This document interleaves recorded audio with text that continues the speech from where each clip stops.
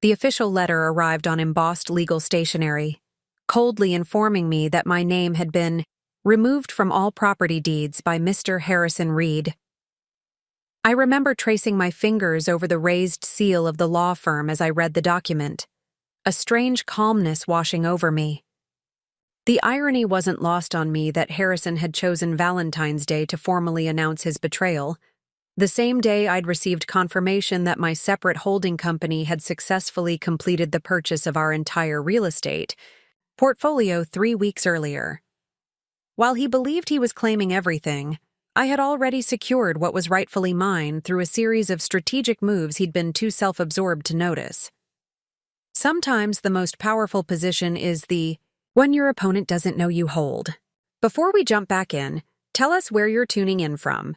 And if this story touches you, make sure you're subscribed, because tomorrow, I've saved something extra special for you.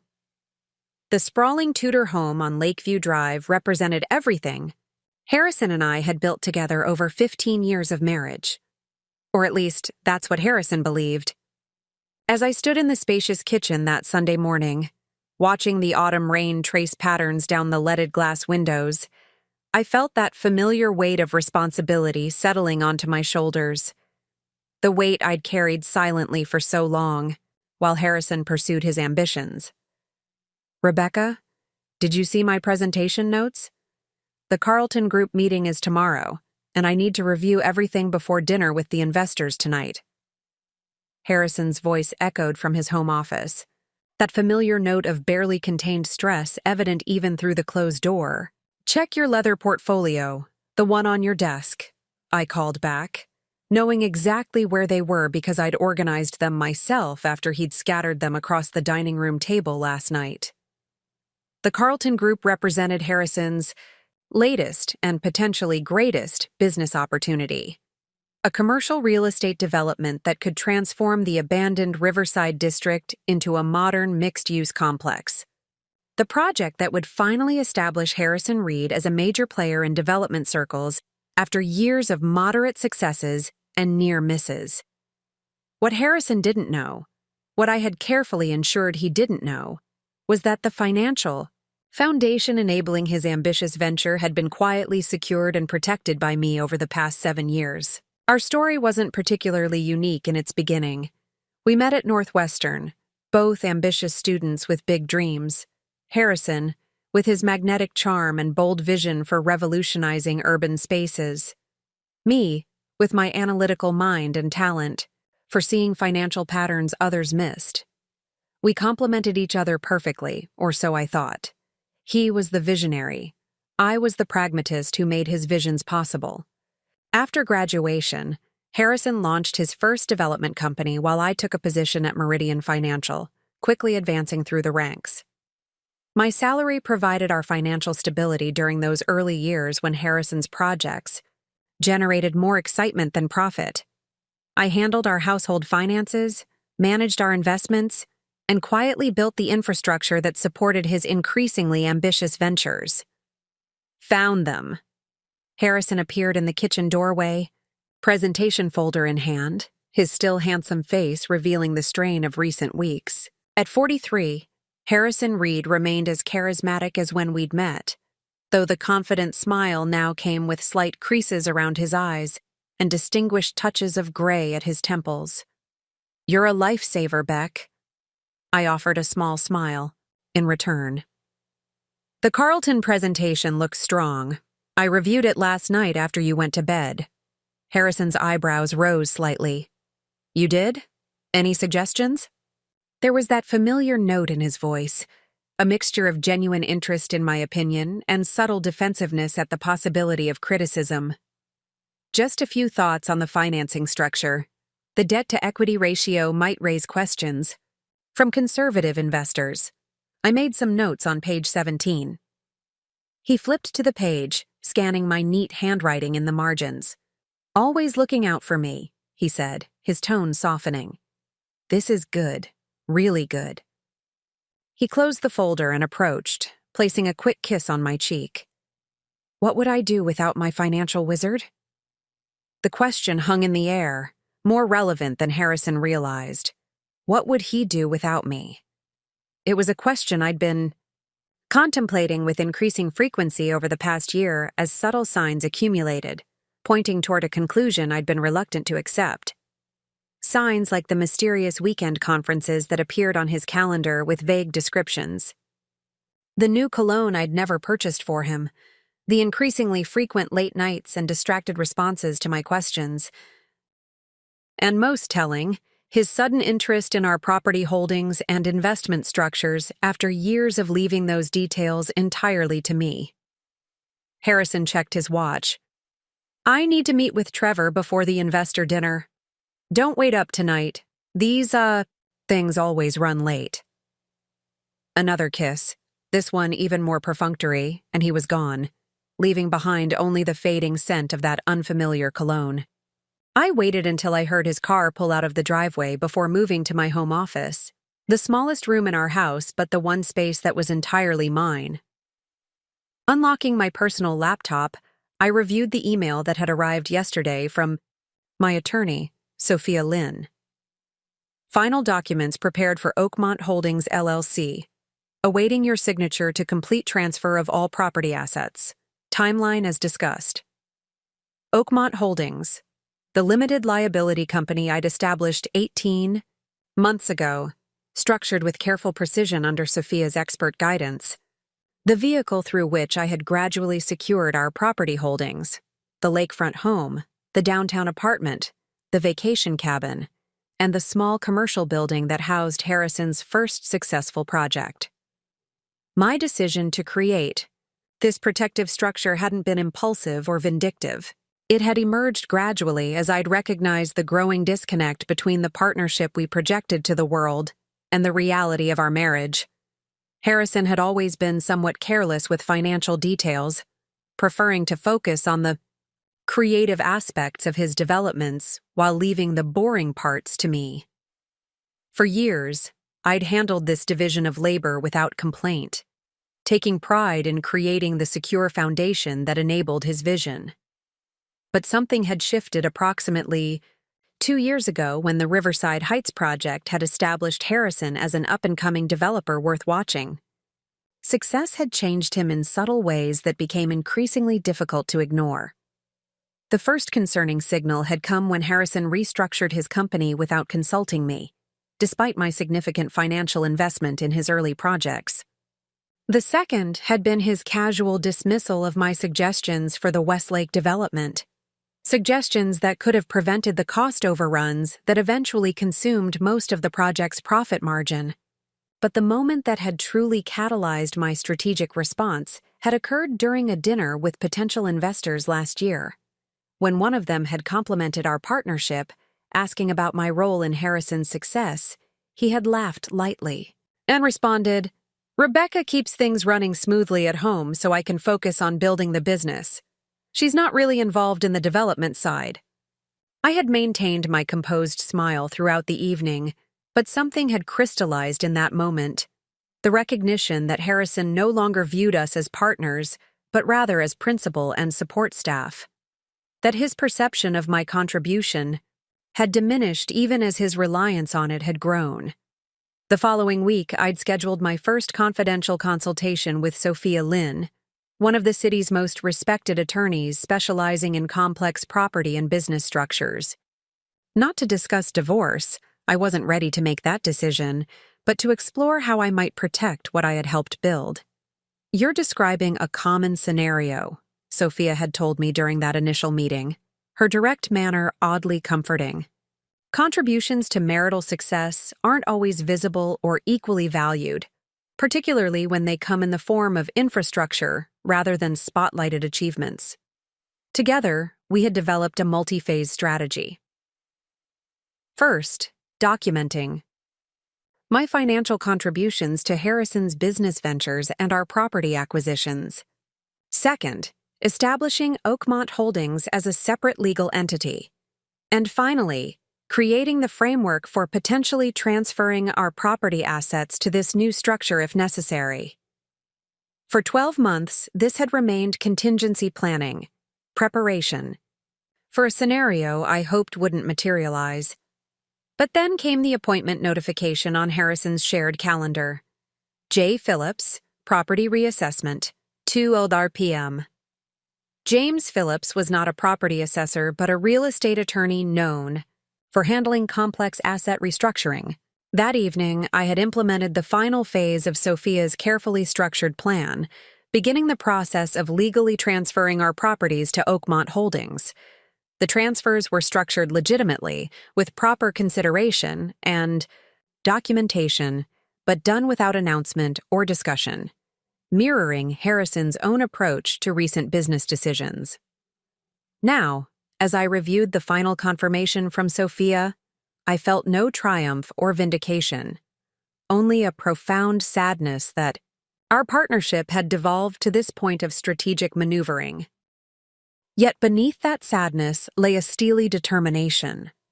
I had contributed equally to everything we had built, often sacrificing my own professional advancement to support Harrison's dreams. I would not allow those contributions to be erased or devalued. I signed the digital documents, officially completing the transfer of all our properties to Oakmont Holdings LLC, a company solely owned by me. The properties we had selected together, renovated together, and built our lives within were now legally secured. Whatever Harrison was planning with James Phillips would come too late. Sometimes the most effective defense is the one implemented before your opponent realizes a battle has begun. The Carlton Group presentation concluded to enthusiastic applause. From my seat in the back row of the conference room, a position I'd deliberately chosen, I watched Harrison in his element. He moved through his closing remarks with the practiced confidence that had first attracted me during our university days, seamlessly transitioning from development timelines to projected returns, his voice resonating with conviction that made even speculative figures sound like certainties. The Riverside District represents more than just another development opportunity, he concluded, gesturing toward the architectural renderings displayed on the massive screen behind him. It's a chance to transform an overlooked area into a vibrant community while delivering exceptional returns to our investment partners. As the lights came up and attendees rose to mingle, I remained seated, observing the scene with professional detachment. Harrison was immediately surrounded by potential investors, each eager to establish a personal connection with the visionary behind the ambitious project.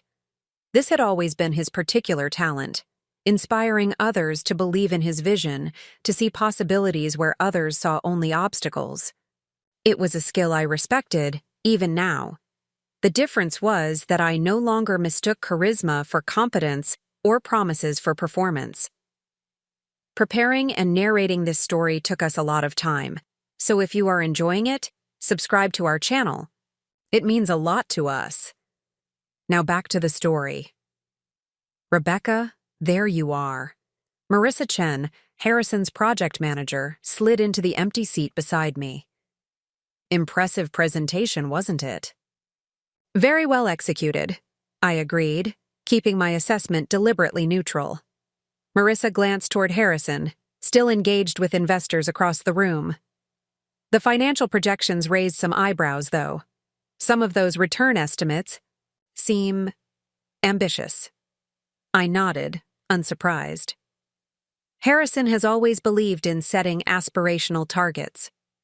True, but several of the Carlton partners have financial backgrounds. They'll dig deeper than most investors. She hesitated before continuing, lowering her voice slightly. He mentioned you'd reviewed the numbers, which reassured them. Your reputation carries significant weight. This revelation landed with unexpected impact. My reputation.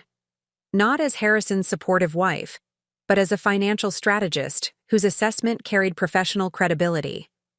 It was a reminder that outside our marriage, my expertise was recognized and valued in ways that had gradually diminished within our relationship.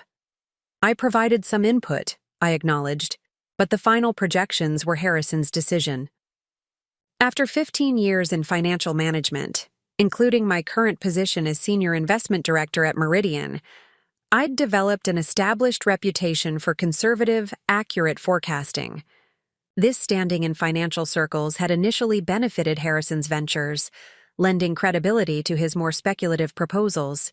Yet recently, he'd begun distancing his projects from my involvement, presenting himself as the sole architect of his success. As the event concluded and we prepared to leave, I noticed Harrison in deep conversation with Monica Shaw, a commercial real estate attorney I recognized from industry events. Their body language suggested familiarity beyond professional acquaintance. Harrison leaning slightly closer than necessary, Monica's hand briefly touching his arm as she emphasized a point. Nothing definitively inappropriate, yet sufficiently intimate to trigger that now familiar tightness in my chest. Rebecca. Harrison appeared beside me, his expression bright with the particular energy he always carried after successful presentations. The Carlton partners want us to join them for dinner to discuss next steps. You don't mind, do you? It might run late. Of course not, I replied smoothly. I have some work to finish anyway. I'd long ago perfected the art of gracious accommodation, of rearranging my schedule around Harrison's priorities. You're the best. He squeezed my arm affectionately, already turning back toward the Carlton executives. Don't wait up. As I drove home alone, I reflected on the shifting dynamics of our relationship. There had been a time when Harrison would have insisted I join these business dinners, valuing my ability to assess potential partners and identify unstated concerns. Now he seemed increasingly comfortable with my absence from these crucial conversations. The Tudor house was quiet when I arrived, the silence emphasizing its emptiness. I moved through the familiar rooms, turning on lights against the gathering darkness. This home, like all our properties, represented years of careful planning and strategic investment.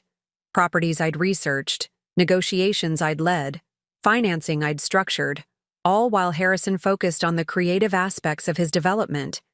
Business. In my home office, I opened my laptop and logged into the secure server where Oakmont Holdings documents were stored. The property transfers had been completed last week, the legal work executed with meticulous attention to detail. Everything we owned, everything I now owned, was documented in the files organized on my screen. My phone buzzed with a text from Sophia Lynn. All recordings received and secured. Meeting tomorrow to discuss next steps? I confirmed the appointment before turning to the window, gazing out at the manicured grounds illuminated by strategic landscape lighting, another project I'd overseen while Harrison focused on more important matters. The property looked peaceful in the evening light, giving no indication of the invisible reconfiguration of ownership that had transpired over recent weeks. The doorbell interrupted my thoughts. Opening the front door, I found Claire Bennett, my closest friend since college and managing partner at her family's investment firm. I brought reinforcements, she announced, holding up a bottle of Cabernet. Figured you could use some company tonight. As we settled in the kitchen with wine and the takeout Claire had thoughtfully brought, she studied me with the particular attention that comes from 20 years of friendship. So it's done? She asked, cutting directly to the heart of the matter as always.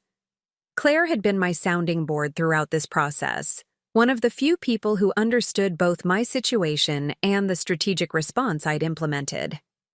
Completed. Last week, I confirmed. All properties now held by Oakmont. Claire nodded slowly. And Harrison has no idea? None. He's never shown interest in the details of our property holdings or investment structures. He trusts me to handle the boring financial stuff while he focuses on his vision. I couldn't keep the edge from my voice. That trust is about to become very inconvenient for him, Claire observed, refilling our glasses. Are you prepared for his reaction when he discovers what you've done? It was the question I'd been asking myself repeatedly over recent months. Was I prepared for the confrontation that would inevitably follow? For Harrison's sense of betrayal when he realized I'd outmaneuvered him at his own game? I'm not doing this to punish Harrison, I said finally. This isn't about revenge. Then what is it about? Claire challenged gently. I considered the question carefully. wanting to articulate the complex motivation that had driven my actions. Self-preservation, I answered eventually. And recognition. For 15 years, I've been the invisible architect of our financial security. I've structured the deals, managed the risks, created the foundation that enabled Harrison's more visible success, all while being increasingly marginalized in his narrative about that success. Claire nodded, understanding evident in her expression. As a woman who had fought to establish herself in the male-dominated financial sector, she recognized the particular frustration of having contributions minimized or erased. The property transfers aren't about taking something from Harrison, I continued. They're about securing what I helped build, about ensuring that my role in creating our success isn't simply written out of the story when it no longer serves his purposes. You think he's planning to leave? Claire asked directly. I think he's positioning himself for a significant change, I replied carefully. The meetings with James Phillips, the restructuring of his company to minimize my involvement, the increasing time spent with Monica Shaw, they suggest preparation rather than impulse. Claire's expression shifted to one of professional assessment, the look she adopted when analyzing investment opportunities. What's your endgame here, Rebecca? Assuming you're right about Harrison's intentions, what outcome are you positioning for?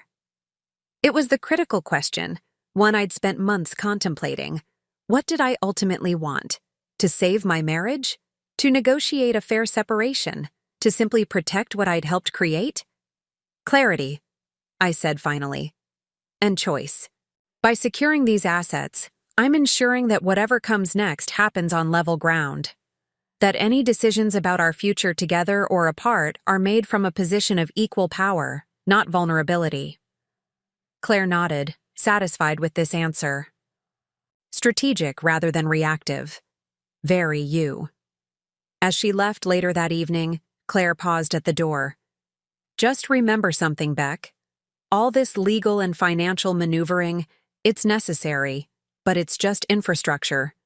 The real challenge will be maintaining your emotional equilibrium when everything comes to light. After she departed, I returned to my office and opened the small safe concealed behind a landscape painting, one of the few spaces in our home that remained exclusively mine. Inside was a leather portfolio containing documents I'd been gathering over the past year, emails between Harrison and James Phillips discussing asset reallocation strategies, bank statements showing transfers to accounts I hadn't established, and most recently, photographs provided by a private investigator showing Harrison and Monica Shaw entering a boutique hotel in the adjacent city. I hadn't hired the investigator out of jealousy or suspicion. I'd engaged their services to confirm a pattern I'd already identified through objective financial analysis. The emotional betrayal, while painful, was secondary to the systematic preparation for financial separation that Harrison had initiated months ago. Tomorrow's meeting with Sophia would finalize my defensive strategy, not to inflict pain or seek revenge, but to ensure that the life and assets I'd helped build weren't simply appropriated through my strategic erasure from our shared narrative. Sometimes protection requires preemption.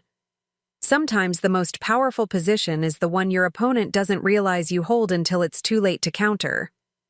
As Harrison's text arrived, dinner running late, staying in the city tonight, I closed the safe and returned to the kitchen, where I opened my laptop to review the quarterly performance of Oakmont Holdings' portfolio. The company I'd established to protect my interests was already generating impressive returns, its strategy reflecting my investment philosophy rather than Harrison's more speculative approach. There was a certain poetic symmetry to the situation. While Harrison believed he was orchestrating my removal from our shared assets, I had already secured them through the quiet competence he had come to take for granted. The same skills he had gradually dismissed as support, rather than strategy, had enabled me to protect what I had helped build. Tomorrow would bring new challenges, but tonight I worked in strategic silence, preparing for a confrontation that would reveal which of us had truly understood the architecture of power in our relationship. The morning light filtered through the study's bay windows, casting elongated shadows across the antique mahogany desk. A wedding gift from Harrison's parents that had followed us through 3 homes. I sat facing Sophia Lynn, whose impeccable charcoal suit and direct gaze projected the confident competence that had made her one of the most sought-after attorneys in the state. The registered letter was delivered to his office yesterday, Sophia confirmed, consulting her tablet. It officially notifies Mr. Reed that Oakmont Holdings has completed acquisition of all previously jointly held properties. The documentation is comprehensive, with every transfer executed according to state law and with proper consideration. I nodded, absorbing this information with outward calm that belied my internal tension. And his lawyer has received the supporting documentation? Yes. James Phillips requested the full transfer history yesterday afternoon. His paralegal seemed quite surprised by the volume of materials we provided. A slight smile crossed Sophia's typically composed features. Apparently, Mr. Phillips had assured him it would be a straightforward matter of correcting some property records. The irony wasn't lost on me. Harrison and James had likely anticipated a simple process of removing my name from our property deeds, a unilateral action that would have been legally questionable, but potentially effective if I had remained unaware until it was completed. Instead, they had discovered that the properties no longer belonged to either Harrison or me as individuals, but to Oakmont Holdings, a company in which Harrison held no interest. How long before Harrison makes direct contact? I asked, mentally preparing for the confrontation that would inevitably follow. Sophia consulted her calendar. Mr. Phillips has requested a meeting tomorrow morning. I've agreed, but suggested our offices rather than his, establishing the appropriate dynamic from the outset. I appreciated Sophia's strategic thinking.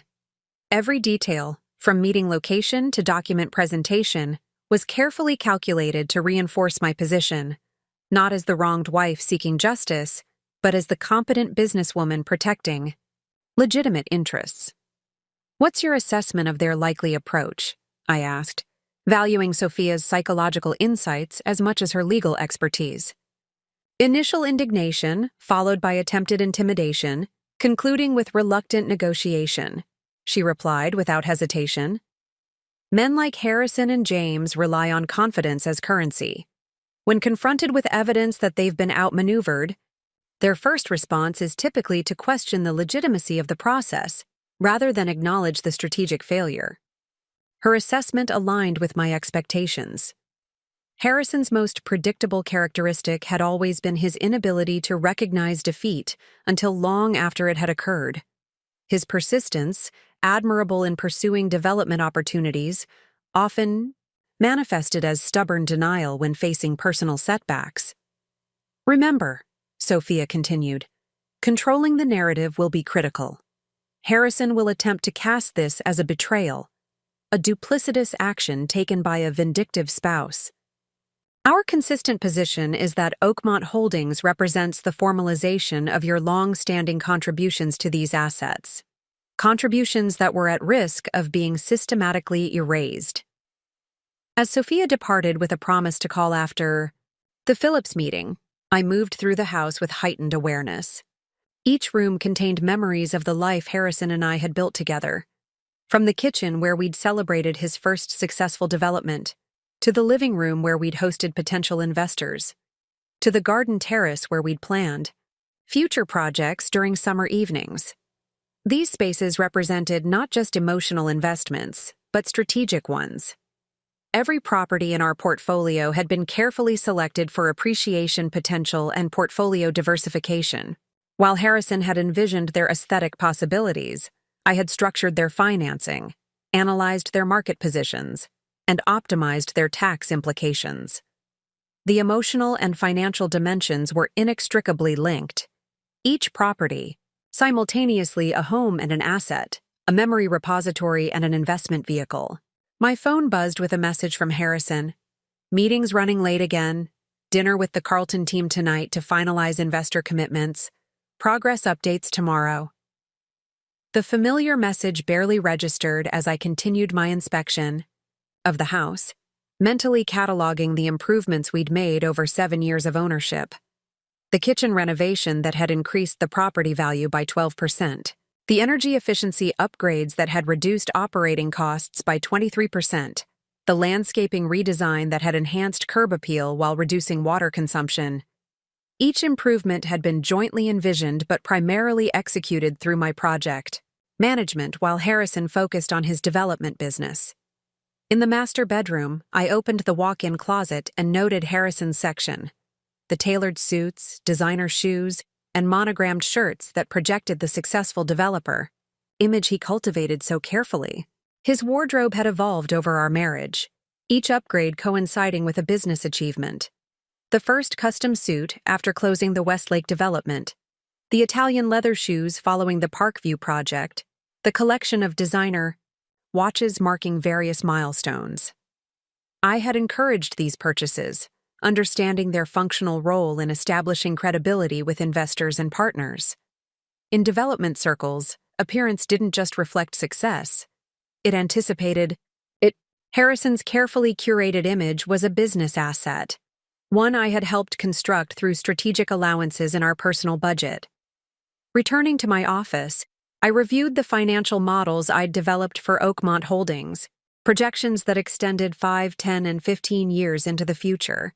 Unlike Harrison's often optimistic forecasts, mine incorporated conservative growth estimates, comprehensive risk assessments, and multiple contingency scenarios. These models didn't just address property appreciation, but included detailed succession, planning, tax optimization strategies, and philanthropic integration. The company I'd established wasn't merely a defensive mechanism against Harrison's apparent plans. It represented the crystallization of my financial philosophy, the structured, sustainable approach to wealth building that had quietly underwritten Harrison's more visible ventures.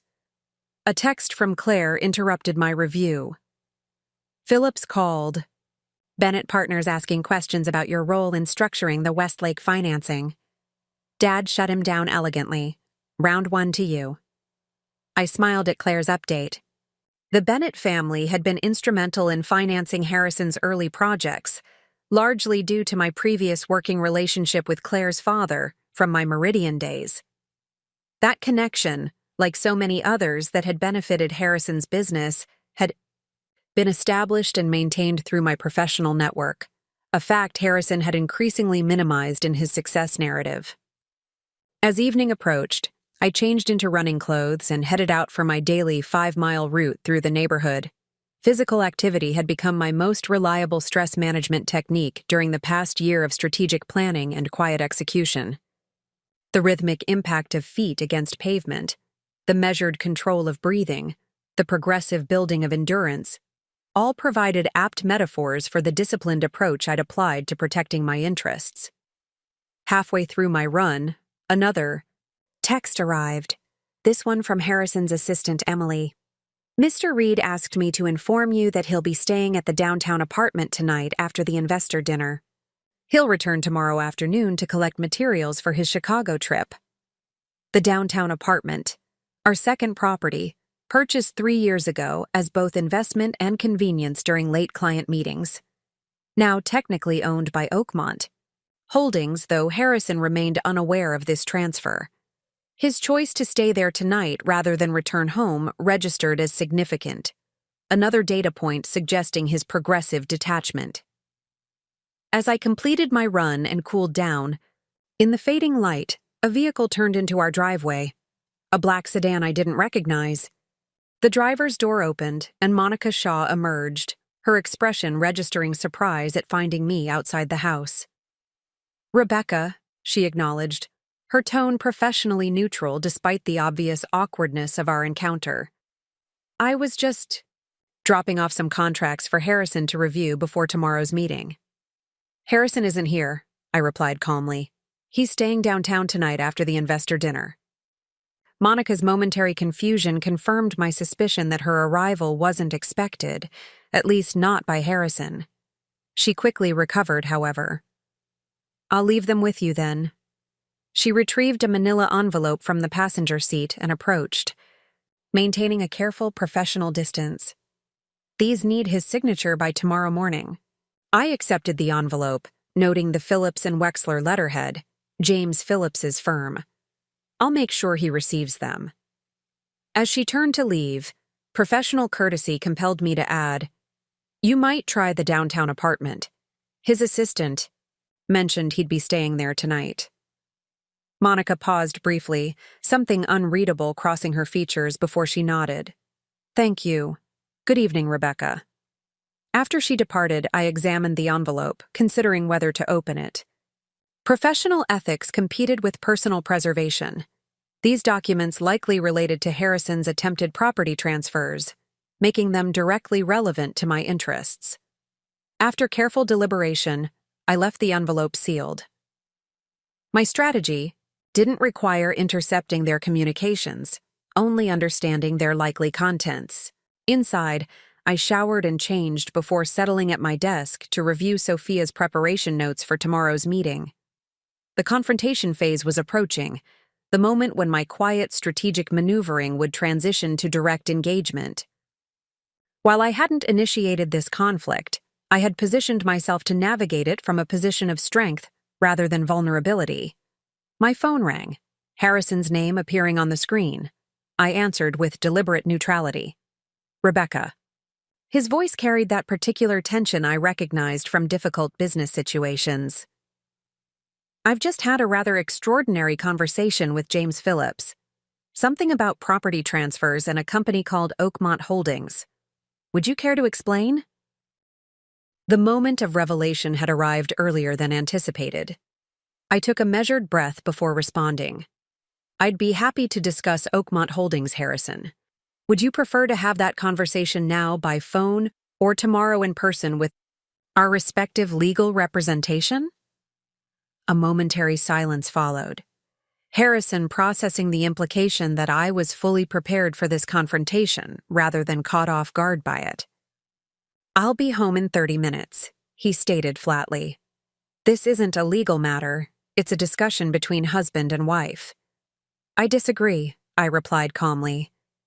"When you engaged James Phillips to remove my name from our property deeds without my knowledge or consent, you transformed this from a marital matter to a legal one, but I'm available if you'd like to come home now." Another silence, longer this time. Then, 30 minutes, he repeated before ending the call. I texted Sophia a brief update, received her confirmation that she remained available if needed, then moved to the kitchen to prepare tea. A small ritual that had always helped me maintain composure during challenging situations.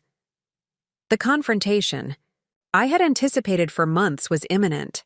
The strategic groundwork had been laid, the protective mechanisms established. Now came the human element, the emotional exchange that would determine whether our relationship could be renegotiated on more equitable terms or would proceed toward dissolution. As headlights swept across the driveway announcing Harrison's arrival, I felt not anxiety, but clarity. Whatever transpired in the coming hours would occur on level ground, each of us negotiating from positions of comparable strength. The invisible imbalance that had gradually distorted our partnership had been corrected through my quiet intervention. Sometimes the most empowering victory isn't domination, but restoration of equilibrium, creating conditions where genuine choice becomes possible. Again, the front door opened with that distinctive sound I'd grown accustomed to over 15 years of marriage. Harrison's particular way of entering our home after difficult meetings, the door closing with slightly more force than necessary. It wasn't anger exactly, but a physical manifestation of internal pressure seeking release.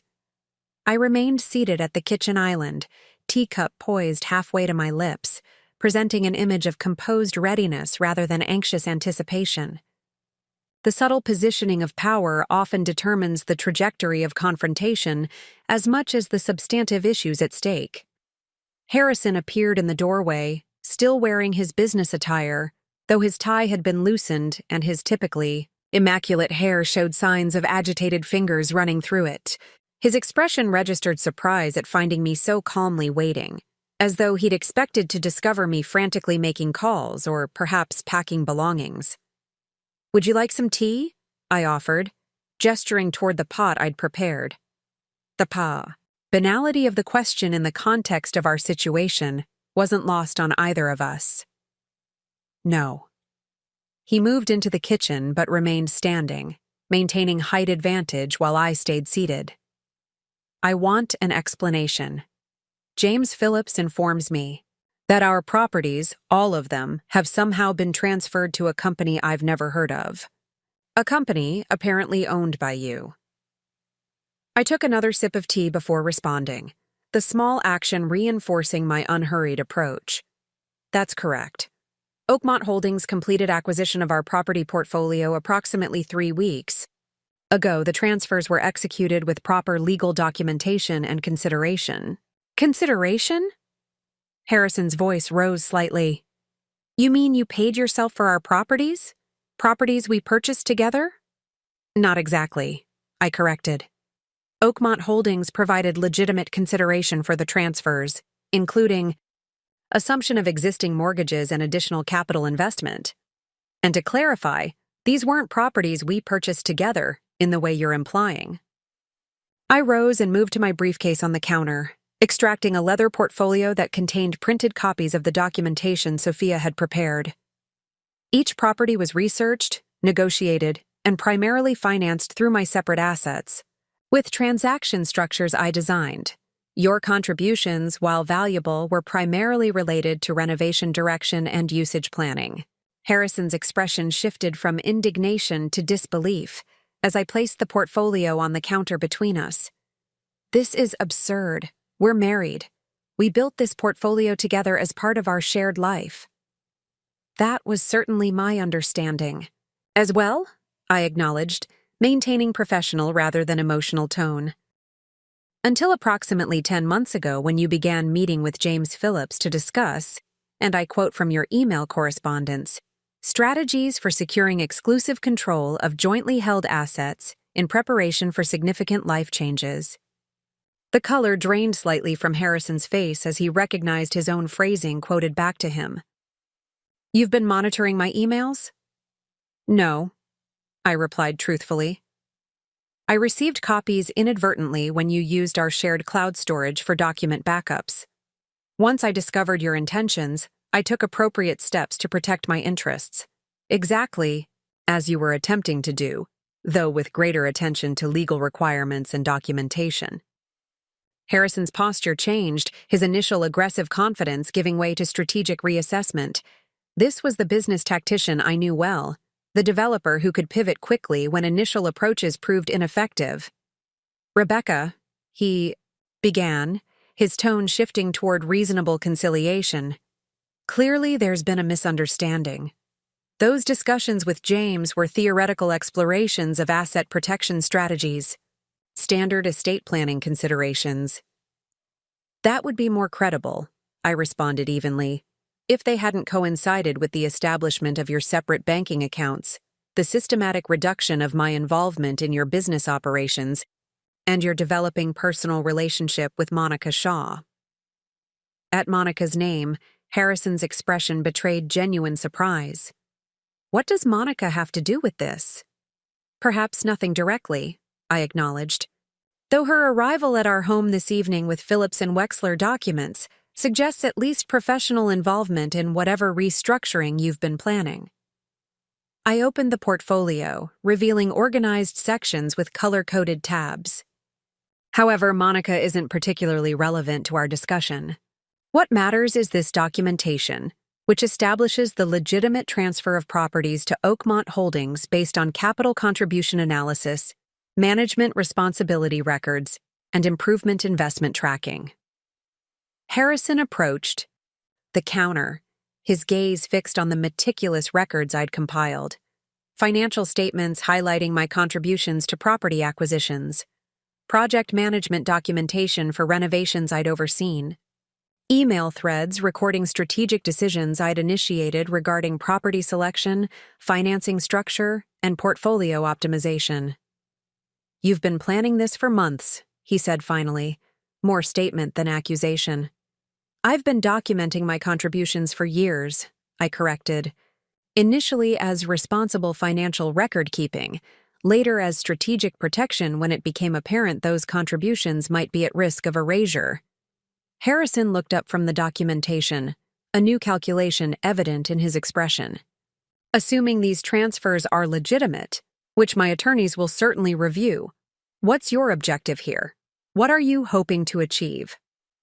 It was the critical question, the one that would define whether this confrontation led toward destruction or reconstruction.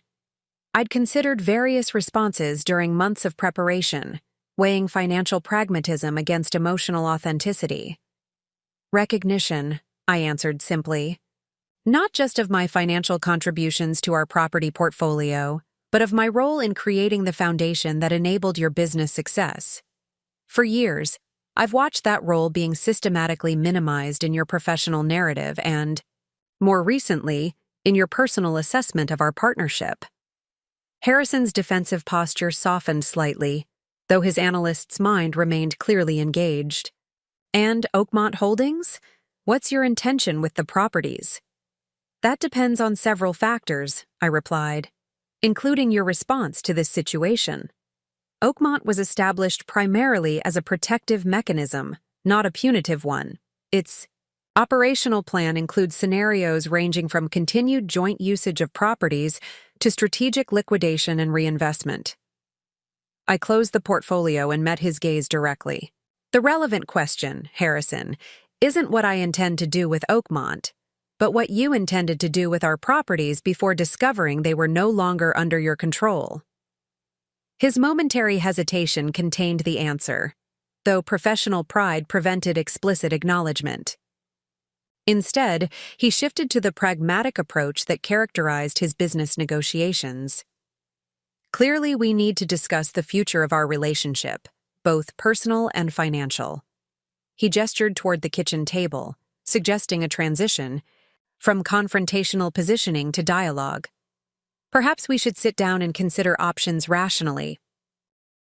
I nodded, accepting this shift toward negotiation while recognizing it as tactical rather than transformative. As we moved to the table, I maintained the composed demeanor that had proven essential throughout this process, though internally I acknowledged the bittersweet victory of the moment. Harrison was finally engaging with me as an equal strategic partner, not because he chose to, but because circumstances required it. Before we discuss specific scenarios, I began as we seated ourselves across from each other, I want to be clear about something. This situation isn't the outcome I hoped for when I established Oakmont Holdings. It represents a defensive response to your actions, not an offensive strategy I implemented by preference. Harrison considered this, his analytical mind visibly processing implications. If that's true, why not confront me directly when you discovered my discussions with James? Why the elaborate countermeasure? It was a legitimate question, one that reflected the fundamental communication failure in our relationship. Would you have taken my concerns seriously? I asked. Our recent history suggested otherwise. When I raised questions about being excluded from the Carlton Group planning sessions, you dismissed them as oversensitivity. When I expressed concerns about Monica's increasing role in your projects, you characterized it as unwarranted jealousy. Harrison had the grace to look momentarily uncomfortable at these accurate recollections. I may have been dismissive of certain concerns, he acknowledged, the careful phrasing of someone conceding minimum territory in negotiation. More significantly, I continued, direct confrontation would have accelerated your timetable without ensuring my protection. By the time I discovered your intentions regarding the properties, you'd already created the infrastructure for their transfer. Confronting you then would have simply prompted immediate action on your part. The strategic logic of my approach registered in his expression, the reluctant appreciation of one tactician recognizing another's effective maneuver. Our marriage had deteriorated into adversarial positioning, each of us protecting perceived interests rather than building shared value. The recognition of this reality hung between us, unspoken but undeniable. Where do we go from here? Harrison asked finally, his tone suggesting genuine uncertainty rather than tactical positioning. I had prepared extensively for this moment, developing multiple scenarios with corresponding decision trees. Yet now, facing Harrison across our kitchen table in this pivotal conversation, I recognized that predetermining outcomes would contradict the very principle of equal partnership I sought to establish. That depends on what's actually possible. Between us now, I replied with deliberate openness. Not just legally or financially, but personally. Whether there remains sufficient trust and mutual respect to rebuild, rather than simply divide assets and proceed separately. Harrison's expression shifted subtly, something unguarded momentarily visible beneath his negotiator's mask. Do you want to rebuild, after everything that's happened? The question contained multiple dimensions. Was genuine reconciliation possible? After such fundamental breach of trust? Was it desirable given the patterns we'd established? Was it practically feasible given our now revealed strategic maneuvering against each other? I want whatever emerges from this situation to be the result of conscious choice rather than power imbalance, I answered carefully. With Oakmont Holdings securing my contributions, we now have the opportunity to make decisions from equal positions, whether those decisions lead toward reconstruction of our partnership or its thoughtful dissolution. Harrison nodded slowly, professional respect evident despite the personal complexity between us. Equal negotiating positions, he acknowledged. Though I suspect my bargaining leverage has been significantly compromised by James's approach, which appears to have been both ethically questionable and legally insufficient. James was implementing your instructions, I reminded him gently. The responsibility for that strategy ultimately rests with the client, not the attorney. This simple truth landed with visible impact. Harrison had built his reputation on AI, assuming personal responsibility for his business decisions, whether successful or problematic. The attempt to distance himself from the property transfer strategy represented an uncharacteristic evasion that conflicted with his core professional identity. You're right, he conceded, straightening slightly as though physically reclaiming his integrity. The approach was my decision, based on assumptions that have proven incorrect. He paused, seeming to struggle with the next acknowledgement. Assumptions about your awareness, your capabilities, and your response. This admission, however, limited, created an opening for potential reconstruction. Not of our previous relationship. That particular configuration had been irrevocably altered. But perhaps of something new, built on more accurate mutual assessment. I propose we take 24 hours to consider our respective positions, I suggested, offering structure to channel the emotional complexity of our situation. Then meet tomorrow evening with clear perspectives on what each of us truly wants. Going forward, not just regarding property ownership, but our relationship itself. Harrison agreed, professional pragmatism reasserting itself. As he rose to leave, returning to the downtown apartment that now technically belonged to Oakmont Holdings, he paused at the kitchen doorway. For what it's worth, he said without turning fully toward me, I underestimated you, Rebecca. Not just recently, but consistently throughout our marriage. That miscalculation reflects my limitations, not yours. After he departed, I remained at the kitchen table, reflecting on the interaction.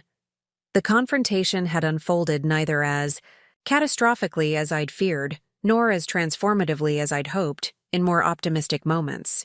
Instead, it had established a new reality between us, one characterized by mutual recognition of capability and strategic parity. Whether that new reality could support reconciliation remained uncertain. What was clear, however, was that I would approach that decision from a position of strength rather than vulnerability, of choice rather than necessity. In preparing for the worst outcome, I had created the conditions for the best possible decision process, regardless of where that process ultimately led. Sometimes the most significant victory isn't getting everything you want, but creating circumstances where what you truly need becomes possible. The 24 hours following our confrontation unfolded with a particular quality of suspended animation, life continuing its outward rhythms while fundamental structures were being reassessed beneath the surface. I maintained my professional schedule, attending a quarterly review meeting at Meridian Financial, where I presented portfolio performance analyses with my characteristic precision, despite the personal earthquake reshaping my private landscape. My colleagues noticed nothing unusual. The composed, analytical Rebecca Reed they'd worked with for years appeared unchanged, offering incisive market assessments, identifying overlooked investment opportunities, constructing risk mitigation strategies for high-net-worth clients. This seamless performance wasn't pretense but compartmentalization, a skill I'd refined through years of maintaining professional excellence regardless of personal circumstances. Between meetings, I received a message from Sophia, updating me on developments with James Phillips. Phillips requesting conference call to discuss mutual resolution framework, offering significant concessions regarding business interests in Naituaisai, exchange for property reconsideration, recommend maintaining position while exploring terms. The message confirmed my assessment of Harrison's likely approach, strategic retreat on property claims counterbalanced by attempts to secure his business interests, which remained potentially vulnerable given my documented financial contributions to several key development projects. This wasn't surprising. Harrison's primary identity had always been professional rather than personal.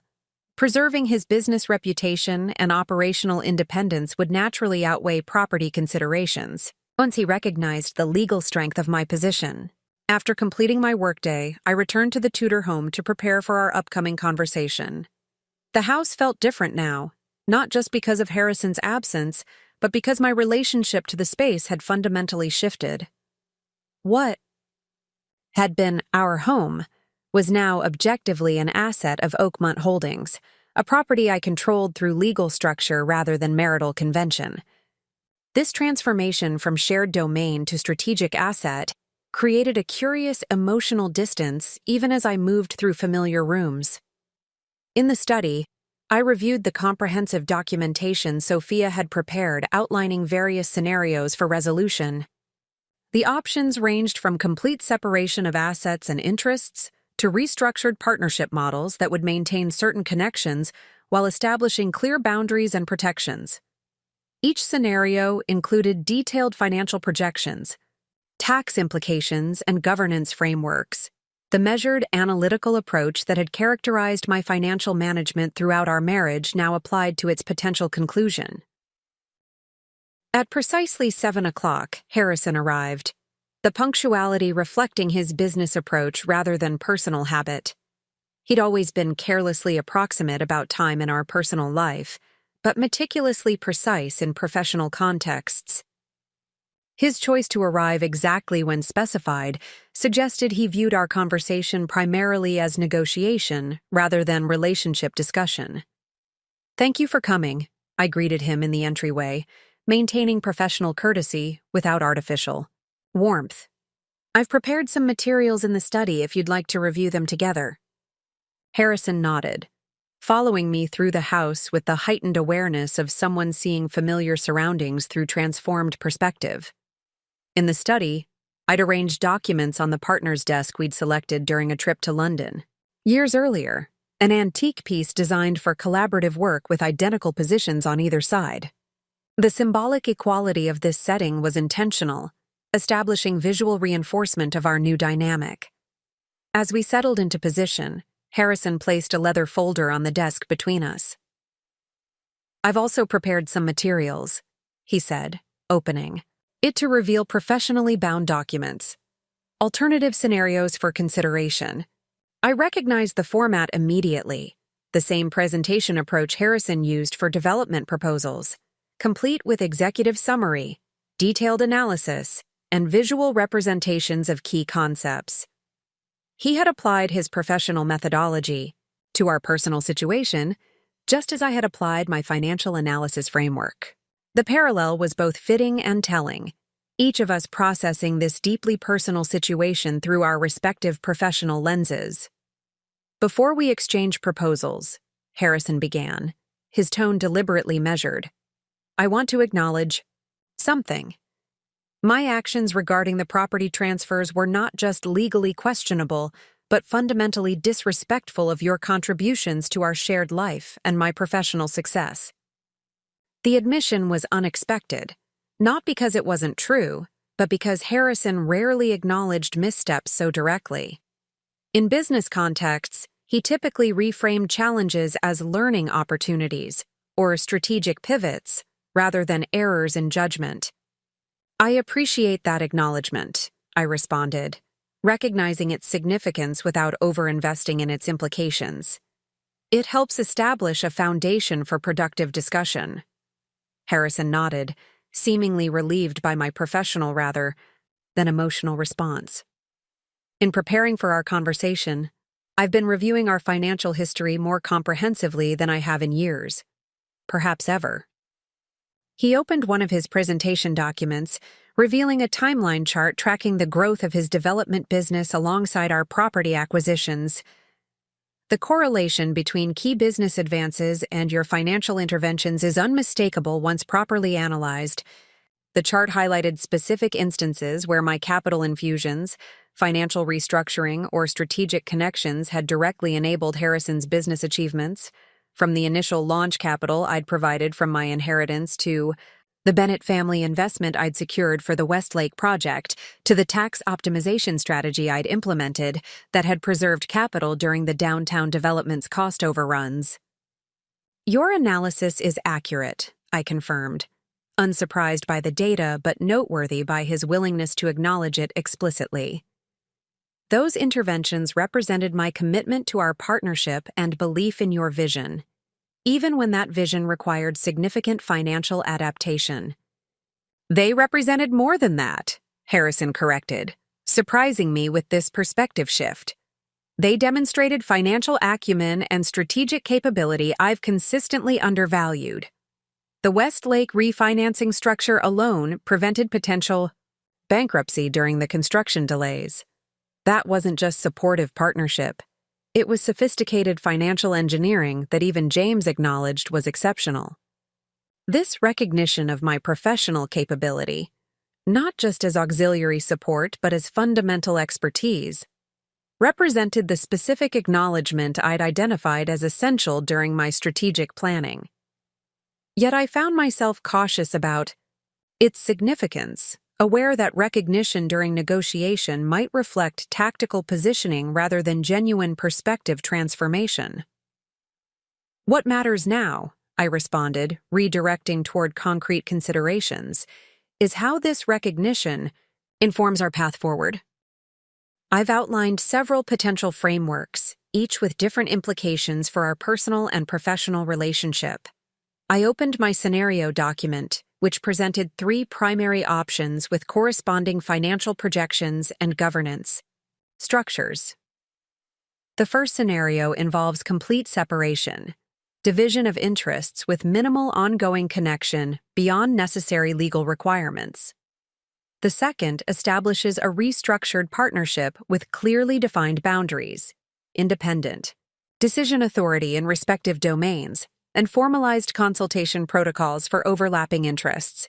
The third creates an integrated but transformed relationship structure with comprehensive transparency requirements and equitable value attribution mechanisms. Harrison studied the scenarios with analytical attention, his expression revealing neither preference nor resistance. After several minutes of review, he looked up with the particular focus that characterized his approach to complex negotiations. These are thorough and thoughtfully constructed, he acknowledged. My scenarios overlap considerably with your second and third options, though with different emphasis on certain elements. He turned his proposal document toward me. I focused particularly on business continuity considerations while providing for appropriate attribution and compensation for historical contributions. What followed was perhaps the most genuine and substantive discussion of our 15-year relationship. not framed in emotional terms of expectations and disappointments, but through the clarifying lens of value creation, contribution assessment, and governance structure. We examined our shared history as analysts rather than spouses, identifying patterns, acknowledging imbalances, and evaluating potential future configurations based on objective criteria rather than emotional attachment. The process was simultaneously foreign and familiar. Applying our professional capabilities to our personal situation created both clarity and distance. Like anatomists dissecting a once-living organism, we gained unprecedented understanding of our relationship structure, while necessarily approaching it as something separate from ourselves. After nearly 3 hours of methodical analysis and scenario evaluation, we reached the natural boundary of what could be productively addressed in a single session. The fundamental question, whether to separate completely or attempt reconstructed partnership, remained unresolved, but the parameters of either choice had been clearly established. "I believe we've made significant progress," Harrison observed as we concluded, gathering his materials with characteristic precision. "We've established mutual understanding of historical patterns and defined viable frameworks for potential resolution." "Yes," I agreed, recognizing the achievement while maintaining appropriate perspective. Though we should acknowledge that tonight's discussion has focused primarily on structural considerations rather than the underlying question of whether reconstruction is personally desirable for either of us. Harrison paused in his organizational process, something vulnerable briefly visible beneath his professional demeanor. "That's a fair observation. The structural analysis comes more naturally to both of us than the personal assessment." He hesitated before adding, "For whatever it's worth, I've found our interaction tonight more engaging and substantive than many of our conversations in recent years." The comment contained an inadvertent revelation that Harrison found intellectual engagement more compelling than emotional connection, that he valued my analytical capabilities more highly than the supportive partnership role I'd increasingly assumed in our relationship.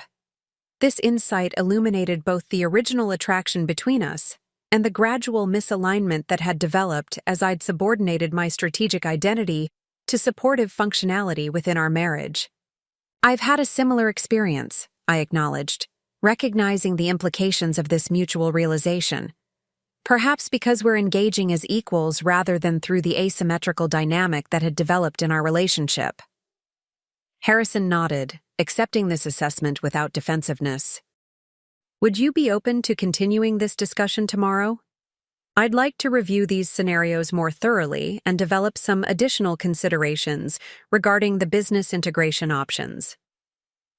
We established a follow-up meeting for the following evening, maintaining the structured approach that had proven productive. As Harrison prepared to leave, he paused near the study doorway, his expression reflecting unusual uncertainty. "Rebecca," he began, then stopped, seeming to reconsider his words. "I realize that my actions regarding the properties have likely damaged your trust beyond simple repair. Whatever framework we ultimately establish, I want you to know that I recognize the fundamental unfairness of how I've approached our partnership in recent years." The acknowledgement was meaningful but incomplete, focusing on fairness rather than emotional impact on partnership structure rather than personal betrayal. Yet it represented genuine recognition within Harrison's capability for self-reflection, an acknowledgement of imbalance that would have been unthinkable before my strategic intervention through Oakmont Holdings. After his departure, I remained in the study, contemplating the evening's discussion. The analytical exercise had clarified potential structural resolutions, but left the essential emotional question unaddressed. Not whether reconstruction was possible, but whether it was desirable given what we now understood about our fundamental orientations toward partnership. The properties secured through Oakmont Holdings had accomplished their primary purpose, creating the conditions for equal negotiation and mutual recognition. What remained uncertain was whether that equality could support meaningful relationship, reconstruction, or would simply facilitate more equitable separation.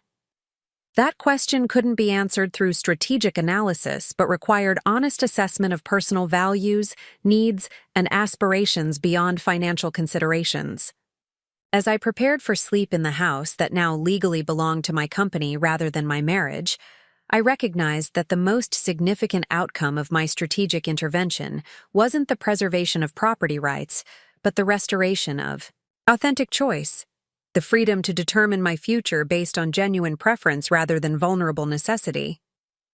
Sometimes the greatest achievement isn't securing specific outcomes, but creating conditions where meaningful choice becomes possible. By protecting what I had helped build, I had reclaimed not just property rights but decision autonomy.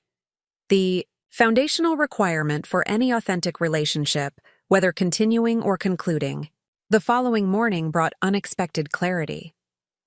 I awoke before dawn, a lifetime habit developed during my early career at Meridian when market analysis required early starts to prepare for morning trading decisions.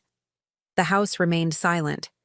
As I moved through my morning routine with practiced efficiency, stretching exercises followed by 30 minutes of meditation, then a light breakfast while reviewing market updates on my tablet. This morning ritual had remained consistent regardless of circumstances, a foundation of stability I'd maintained through market volatility, Harrison's business crises, and more recently, the strategic implementation of my protective measures. The discipline wasn't merely about productivity, but identity preservation, maintaining core practices that defined me beyond relational roles or professional titles. As I sipped freshly brewed coffee on the garden terrace, watching dawn light gradually illuminate the carefully landscaped grounds, a realization crystallized with unexpected clarity. I felt more authentically myself than I had in years. The protective measures I'd implemented through Oakmont Holdings had been conceived primarily as financial safeguards, strategic defense against Harrison's apparent plans to separate me from jointly created assets. Yet their most significant impact had been psychological rather than financial. By securing what I had helped build, I had inadvertently liberated myself from the accommodating patterns that had gradually diminished my presence in our relationship. My phone signaled an incoming message, Sophia confirming our scheduled update call later that morning. As I responded to her text, another notification appeared. An email from Marcus Bennett, Claire's brother and managing director at Bennett Investment Partners. The subject line read simply, "Opportunity Discussion, Confidential." The email's contents were intriguing. Bennett Partners was establishing a new division focused on strategic property portfolio management for high-net-worth clients, combining real estate investment with sophisticated financial structuring. Marcus proposed a meeting to discuss potential collaboration, noting that my work with Oakmont Holdings demonstrated exactly the integrated approach they hoped to develop. This invitation represented something I hadn't anticipated: recognition of my strategic capabilities beyond Meridian's traditional investment framework. Bennett Partners was among the city's most respected investment firms, known for innovative approaches to wealth management and exclusive client relationships. Their interests suggested that what I had created as protective measure might have broader application and potential. I marked the email for careful consideration later, turning my attention to preparation for the day's professional commitments. Yet the possibility it represented lingered in my thoughts, a potential path forward that existed independently of my relationship resolution with Harrison. The morning proceeded with a productive call with Sophia, who updated me on discussions with James Phillips. He's proposed a structured settlement framework acknowledging Oakmont's property ownership while requesting certain usage rights for Harrison related to the downtown apartment and considerations regarding the commercial building housing his first development office. The commercial building carries significant emotional value for Harrison, I acknowledged, remembering his pride when we'd acquired the property that housed his first successful project. I'm open to arrangements that respect that connection while maintaining appropriate legal and financial structures. That's helpful perspective, Sophia noted. There's also indication they're preparing a more comprehensive proposal regarding the business interests, specifically addressing your historical contributions to his development projects and appropriate compensation structures. This aligned with my expectation that Harrison would prioritize business continuity and independence over property considerations once he recognized the legal strength of Oakmont's position. Our conversation the previous evening had confirmed his primary identity remained anchored in his development business, the visible manifestation of his creative vision and professional achievement. After completing the call with Sophia, I continued my workday at Meridian, maintaining professional focus despite the personal recalibration occurring beneath the surface. Between client meetings, I received a message from Harrison. Reviewing. Proposal frameworks. Would like to discuss alternative approach tonight. 7 p.m. still works? I confirmed the meeting time, noting the deliberate ambiguity of alternative approach without requesting clarification. The negotiation process had established a rhythm, each of us preparing positions independently before engaging in structured discussion. This approach bypassed emotional reactivity in favor of thoughtful consideration, creating space for strategic rather than defensive responses. The remainder of the day passed in productive routine, though with a subtle shift in my perspective on long-term client relationships. Conversations about wealth preservation and growth strategy that had previously registered as purely professional now carried additional resonance, each interaction illuminating patterns of value recognition and decision authority that paralleled aspects of my personal situation. When I returned home that evening, I took time to change from business attire into more casual but still professional clothing, a conscious choice reflecting the evolving nature of our discussions from formal negotiation toward collaborative problem-solving. The subtle shift in presentation signaled openness to reconstruction possibilities without abandoning the equal positioning I'd established. Harrison arrived precisely at 7, carrying both his leather portfolio and, unexpectedly, a bottle of Barolo from a small Italian vineyard we'd visited during our 10th anniversary trip. The wine represented a gesture toward our shared history, not sentimentally overweighted, but acknowledging connection beyond strategic considerations. I thought this might be appropriate, he offered as I welcomed him, given that tonight's discussion involves reviewing our history with fresh perspective. We moved to the kitchen rather than the study, another subtle shift in environment from formal negotiation to more integrated discussion. As I retrieved wine glasses from the cabinet, Harrison placed several documents on the kitchen island, including materials I hadn't seen in previous exchanges. Before we begin, he said as I poured the wine, I want to share something I discovered during my review process. He slid a document toward me, a financial analysis I'd prepared 5 years earlier projecting growth strategies for his development business. The margins contained Harrison's handwritten notes from that period, including comments about Rebecca's financial engineering genius and implement all recommendations immediately. I found this in my archived files, he explained. It reminded me how explicitly I once recognized your strategic capabilities, even documenting that recognition.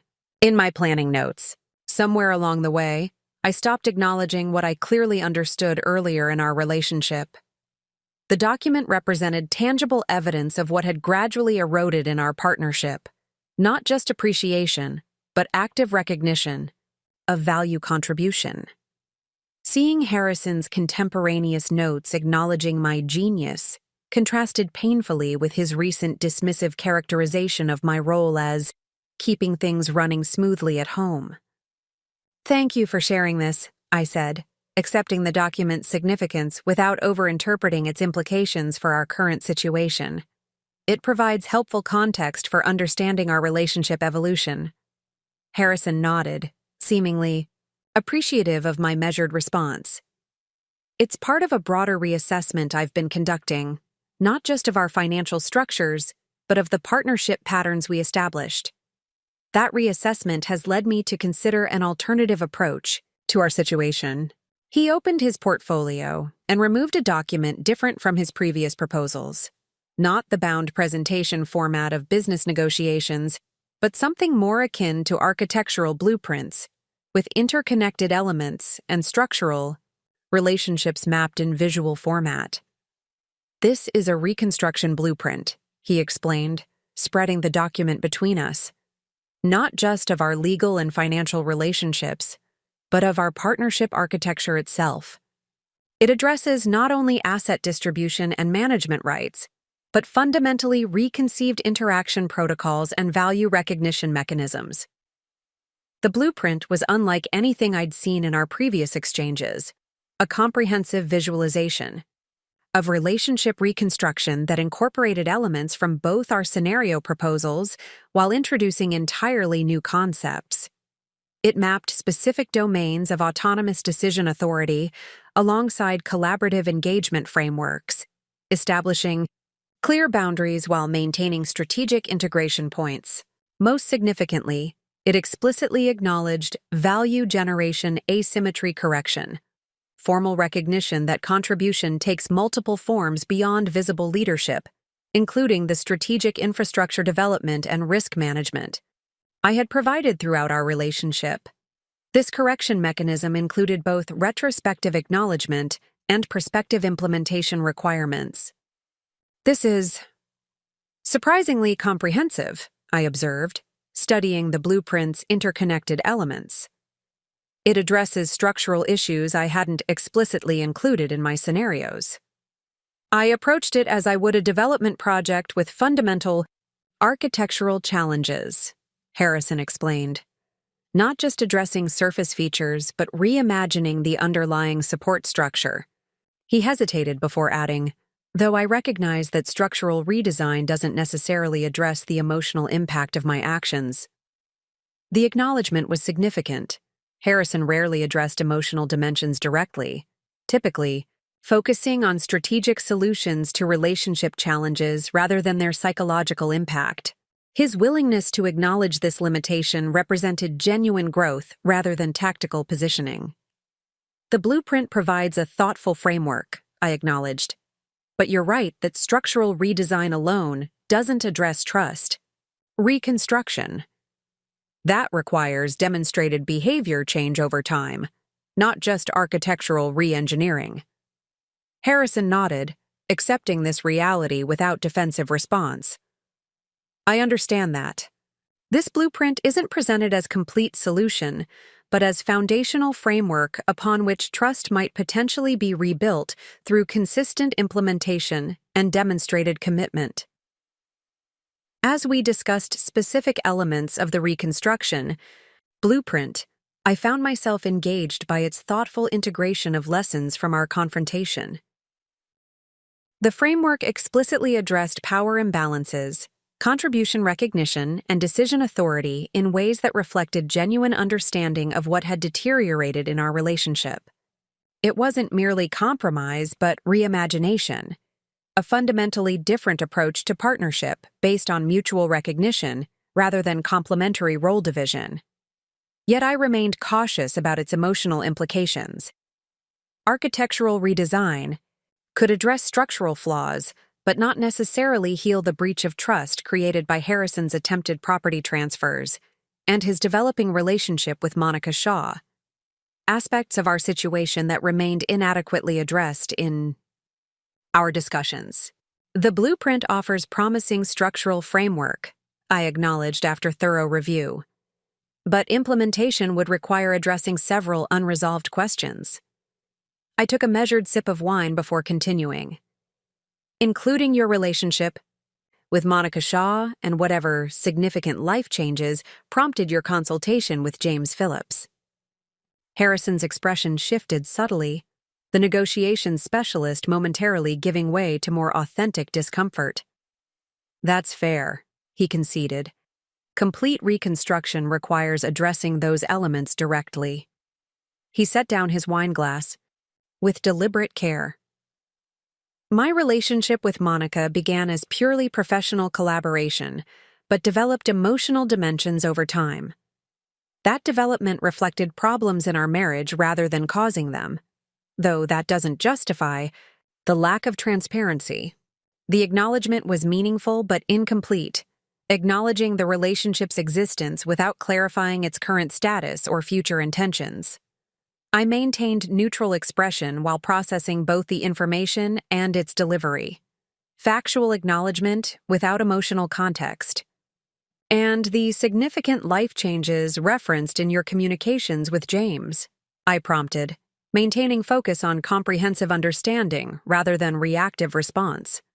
Harrison hesitated, seemingly weighing how directly to address this question.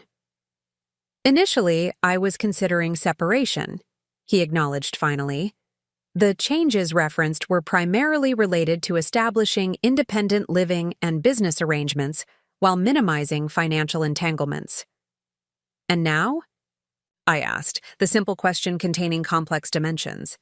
Now, Harrison replied with unusual directness, I'm reassessing whether separation represents necessary response to relationship challenges versus potential avoidance of partnership recalibration.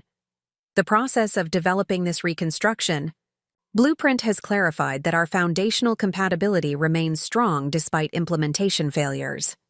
The statement was characteristically Harrison: analytical assessment of emotional questions, strategic framing of relationship considerations. Yet it contained genuine reflection absent from his earlier positioning, suggesting authentic reconsideration rather than tactical adjustment. As our discussion continued into the evening, exploring both structural elements of the reconstruction blueprint and the emotional dimensions requiring attention, I found myself genuinely engaged by the possibility space we were creating. Not naively optimistic about relationship restoration, but intellectually stimulated by the challenge of reimagining partnership architecture based on mutual value recognition. What remained unclear was whether this architectural redesign could sufficiently address the emotional breach that had occurred, whether intellectual engagement with reconstruction possibilities could translate into authentic trust restoration. The framework Harrison had developed demonstrated genuine understanding of structural imbalances, but couldn't itself regenerate the essential foundation of partnership. The belief that both parties are fundamentally committed to mutual benefit, rather than strategic advantage. As Harrison prepared to leave, having established framework for continued exploration of the reconstruction blueprint, he paused in a moment of uncharacteristic vulnerability. I recognize that my actions created damage that may prove irreparable, regardless of structural redesign. This blueprint isn't presented with expectation of forgiveness, but as demonstration of genuine reassessment. The statement contained no tactical positioning or negotiation leverage, simply authentic acknowledgement of reality without presumption of outcome. This authenticity, more than the reconstruction blueprint itself, created space for considering genuine partnership renewal rather than merely equitable separation. After Harrison's departure, I returned to the kitchen island where the blueprint remained spread open, its interconnected elements mapping possible reconstruction pathways. The document represented something I hadn't anticipated when establishing Oakmont Holdings as protective measure. The possibility that securing what I had built might create conditions not just for equitable separation, but for fundamental relationship transformation. The future remained unwritten, multiple pathways still viable depending on implementation evidence and emotional recalibration capacity. What had fundamentally changed wasn't the certainty of outcome, but the conditions of choice, the liberation from vulnerability creating space for authentic decision-making based on genuine preference rather than protective necessity. The email from Marcus Bennett continued to occupy my thoughts over the following days. While Harrison and I proceeded with our structured discussions about the reconstruction blueprint, exploring implementation frameworks and accountability mechanisms, the Bennett partners' opportunity represented something different, a professional path based on recognition of my strategic capabilities rather than relationship recalibration. After careful consideration, I scheduled a preliminary meeting with Marcus to explore the concept further. We met at a discreet cafe in the financial district, away from both Meridian's offices and Harrison's usual business locations. Thank you for making time, Rebecca. Marcus greeted me, his manner reflecting the Bennett family's characteristic blend of professional formality and personal warmth. Claire speaks very highly of your strategic approach with Oakmont Holdings. Claire has been an invaluable sounding board throughout that process, I acknowledged, appreciating her brother's recognition of my strategic work rather than focusing on the personal circumstances that had necessitated it. Marcus nodded, setting a folder on the table between us.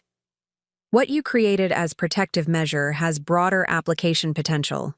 The integration of property portfolio management with sophisticated financial structuring represents an emerging opportunity space few firms are properly addressing. He opened the folder, revealing market analysis documenting increasing demand for integrated property and financial management services among high-net-worth clients. Traditional wealth management typically separates these functions, creating inefficiencies and missed optimization opportunities. Your work with Oakmont demonstrates practical implementation of the integrated approach we're developing. The opportunity Marcus outlined was compelling, a division director position leading Bennett Partners' new integrated wealth management initiative, with substantial autonomy and profit participation. The role would leverage both my financial expertise from Meridian and the property management capabilities I'd developed through Oakmont Holdings. This isn't just about your technical capabilities, Marcus added, demonstrating the perceptiveness that had made Bennett Partners so successful. It's about your proven ability to execute sophisticated strategic vision while maintaining composure under significant pressure. Not everyone could have navigated your recent situation with such methodical effectiveness. His recognition of the psychological dimensions of my Oakmont strategy, the disciplined implementation under emotional pressure, resonated more deeply than acknowledgement of technical expertise alone. This understanding of strategic execution as both intellectual and psychological achievement reflected genuine appreciation of what I had accomplished. I'm genuinely interested in exploring this further, I responded, careful to maintain appropriate boundaries while expressing authentic interest. The integration approach aligns with my own thinking about wealth management evolution. Would you be open to providing more detailed information about structural implementation plans and client acquisition strategy? Marcus smiled, seemingly pleased by my focus on substantive dimensions rather than compensation or title considerations. Absolutely. I'll have our development team prepare comprehensive briefing materials for your review. As we concluded our meeting, Marcus extended his hand with professional respect. Whatever you decide regarding this opportunity, Rebecca, I want you to know that what you've built with Oakmont is genuinely impressive. Taking protective action is common. Doing so with strategic sophistication that creates future optionality is exceptional. This validation from a respected industry leader, someone with no personal stake in my relationship situation, carried particular weight. It confirmed that what I had created extended beyond defensive reaction to represent genuine strategic achievement with broader application potential. Returning to my office at Meridian, I found myself viewing my current position through transformed perspective. The senior director role I'd worked toward for years suddenly seemed constrained, focused on implementing established investment approaches rather than creating innovative frameworks. The Bennett opportunity represented not just career advancement, but evolution toward more integrated application of my capabilities. That evening, Harrison and I continued our discussion of the reconstruction blueprint, focusing on implementation, sequencing, and verification mechanisms. As we worked through operational details of the partnership restructuring, I found myself engaged by the intellectual challenge while maintaining emotional perspective about relationship implications. I've been thinking about the value recognition element, Harrison noted, referencing a core component of the reconstruction framework. Beyond retrospective acknowledgement, we need ongoing attribution mechanisms that prevent future imbalance, regression. The observation demonstrated genuine understanding of a critical issue, that formal acknowledgement of past contribution wouldn't itself prevent future pattern recurrence without structural reinforcement. This insight reflected Harrison's architectural thinking applied to relationship dynamics rather than physical spaces. Agreed, I responded, appreciating the substantive focus. Sustainability requires embedded equilibrium maintenance rather than periodic correction. As our discussion progressed, I found myself increasingly confident in my capacity to engage with Harrison as equal partner rather than supporting contributor. This confidence wasn't reactive assertion, but grounded self-assessment, recognition that my strategic capabilities warranted equal standing in both professional and personal contexts. There's something I should mention, I said during a natural transition point in our discussion. I've received a professional opportunity that I'm exploring, a division leadership position with Bennett Partners focusing on integrated wealth management. Harrison's expression registered genuine surprise, followed by thoughtful consideration. That sounds aligned with your capabilities, he acknowledged after brief reflection. The Bennett firm has excellent reputation for innovation in wealth management approaches. His response was notably free from the subtle dismissiveness that had characterized his reactions to my professional developments in recent years. No implication that the opportunity was secondary to his own business pursuits, or that my considering it might impact my support for his projects. This shift represented meaningful implementation of the value recognition principles outlined in the Reconstruction Blueprint. It would represent significant professional evolution, I acknowledged, though I'm still gathering information before making any decisions. I appreciate you sharing this, Harrison replied, his tone reflecting professional respect rather than personal entitlement. It's exactly the kind of development our Reconstruction framework is designed to accommodate, individual growth opportunities within partnership context. This exchange, though seemingly routine, represented substantial evolution in our interaction patterns. Previously, career opportunities had been filtered through impact assessment on Harrison's business needs, with my professional advancement implicitly subordinated to partnership support functions. The new dynamic established individual growth as legitimate priority within relationship framework rather than potential conflict with it. Over subsequent days, I continued exploring both the Bennett opportunity and the Reconstruction possibilities with Harrison. The parallel processes created something I hadn't fully anticipated, genuine choice landscape based on positive options rather than defensive positioning. This psychological shift from protective necessity to preference-based decision-making transformed my engagement with both possibilities. The Bennett materials Marcus provided were impressively comprehensive, outlining division structure, client, acquisition strategy, and performance metrics with sophisticated integration of property management and financial optimization approaches. The opportunity represented genuine innovation rather than incremental advancement, creating new service models rather than implementing established frameworks. Simultaneously, Harrison continued demonstrating substantive implementation of the Reconstruction Blueprint principles, moving beyond conceptual agreement to behavioral manifestation. His communications about business developments included explicit acknowledgement of my strategic contributions to project structures. His engagement with the Bennett opportunity reflected genuine support rather than assessment of impact on his interests. Most significantly, his interaction with me consistently reflected partnership orientation rather than hierarchical positioning. A pivotal moment occurred during discussion of the commercial building housing Harrison's first development office, a property now owned by Oakmont Holdings. Rather than focusing exclusively on securing usage rights, Harrison proposed a collaborative redevelopment approach that would enhance the property's value while preserving its historical significance to his business journey. The building represents an important milestone for redevelopment, he acknowledged, but it's fundamentally an Oakmont asset with significant appreciation potential through strategic redevelopment. What if we approached it as a collaborative project, applying both our capabilities?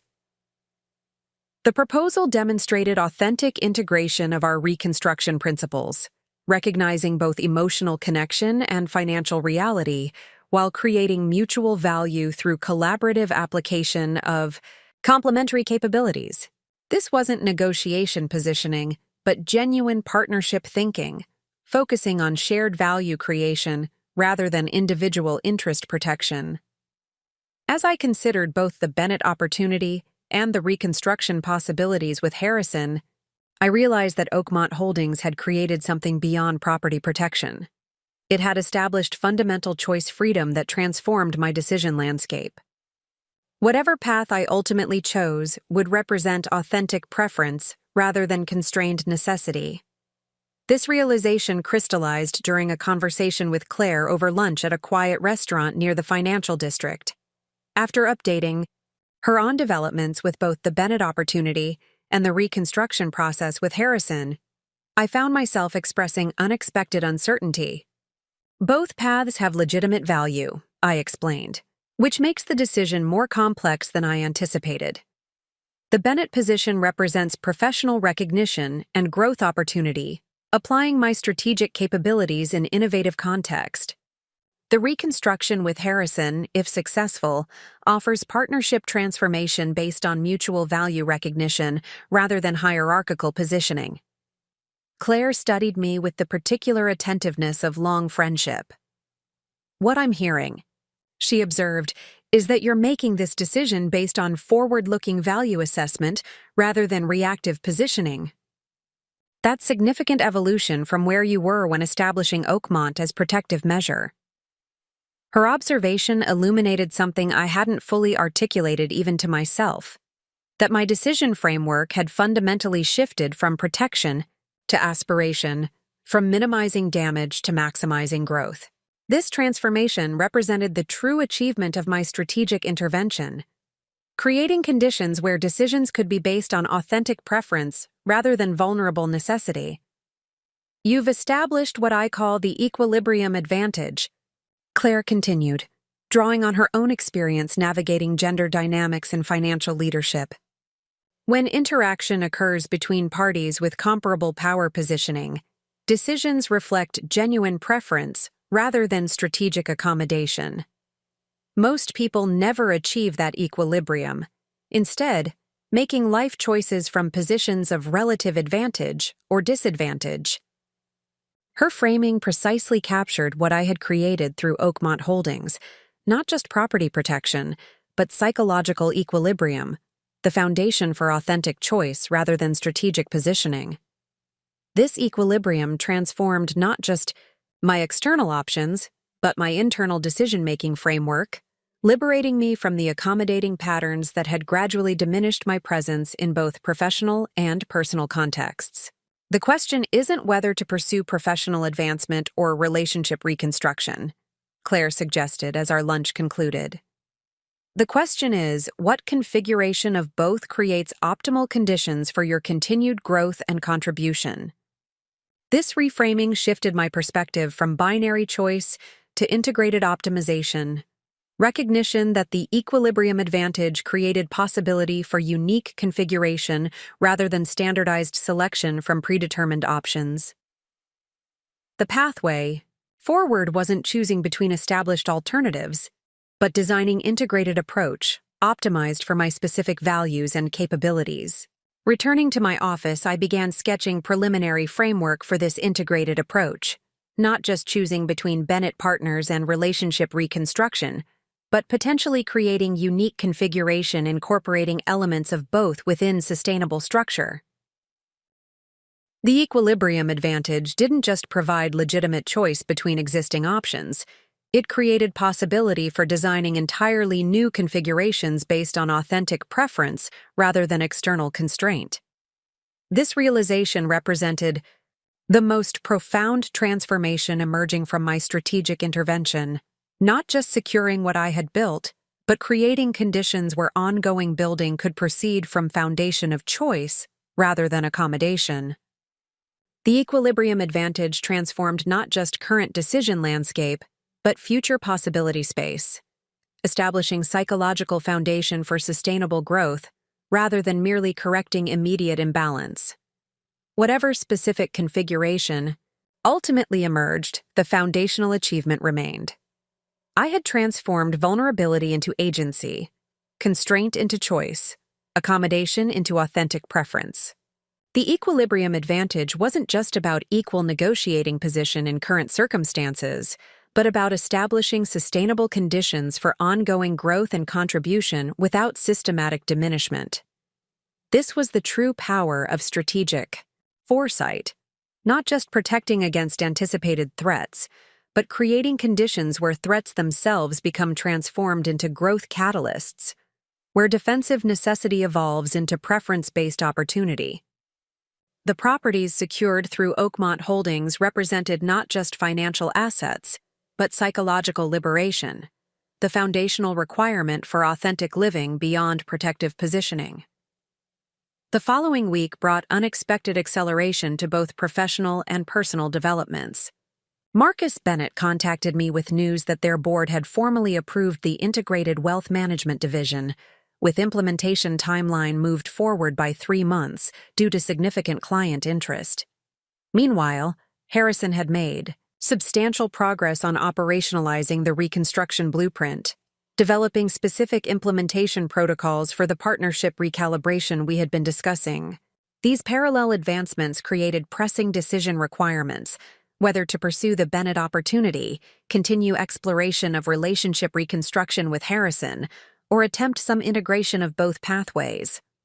While the timeline pressure was challenging, I recognized that it represented positive development, legitimate opportunities requiring active choice rather than reactive positioning. I scheduled a meeting with Sophia to discuss legal and structural considerations for various decision pathways. Her office in the downtown financial district provided appropriate setting for strategic discussion with privacy protection. The wall of windows behind her desk offered panoramic view of the city skyline, visible manifestation of the architectural development Harrison had contributed to over his career. "You've created enviable decision landscape," Sophia observed after I briefed her on both the Bennett opportunity and reconstruction progress with Harrison. Most clients in relationship dissolution situations face constrained choices between suboptimal alternatives. You've established multiple positive pathways with legitimate value potential.